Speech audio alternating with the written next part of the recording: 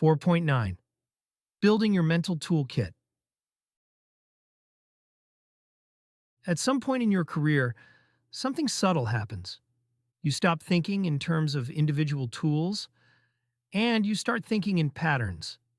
Before that moment, every new technology feels like a brand new mountain, a new database, a new queue, a new framework.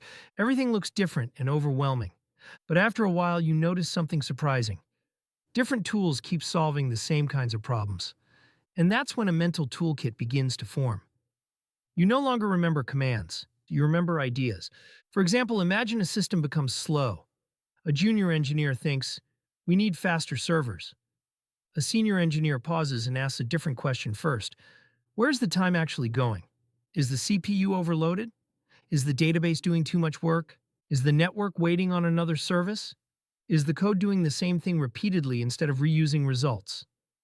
They don't randomly try fixes. They follow a path, almost like a doctor diagnosing symptoms. Speed problem? Think CPU, database, network, caching. Unstable behavior? Think concurrency, retries, race conditions. Scaling issues? Think load, bottlenecks, unnecessary work. That is a pattern, and once you've seen it, you never lose it. Another big part of the toolkit is the ability to explain things through analogies. Real systems are complicated, but people understand them better when we connect them to normal life. If you say a cache reduces redundant reads, half the room tunes out. But if you say, imagine keeping a small notebook with answers you use often, instead of going to the basement every time to check the archive. Everyone nods. Same idea. Different emotional impact. Queues become waiting rooms. Load balancers become traffic officers. Circuit breakers become safety switches. Replication becomes having a spare key in another house. Analogies do not make you sound less technical. They make you sound like someone who understands deeply enough to simplify. There is also something subtle called depth control. This is one of the biggest differences between junior and senior engineers.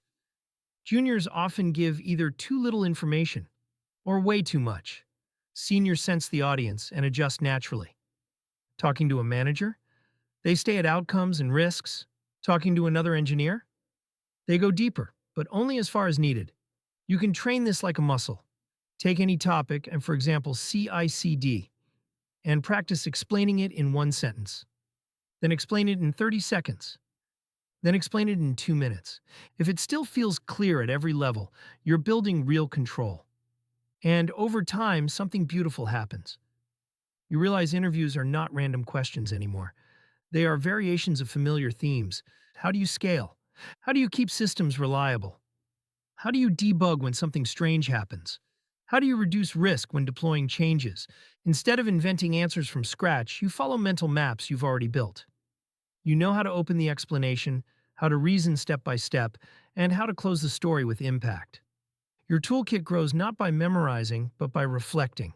After every project, you ask yourself quietly, what did this teach me? What mistake would I avoid next time? How would I explain this to someone who is just starting? Bit by bit, things that once felt complicated now feel understandable and explainable. You start speaking more simply.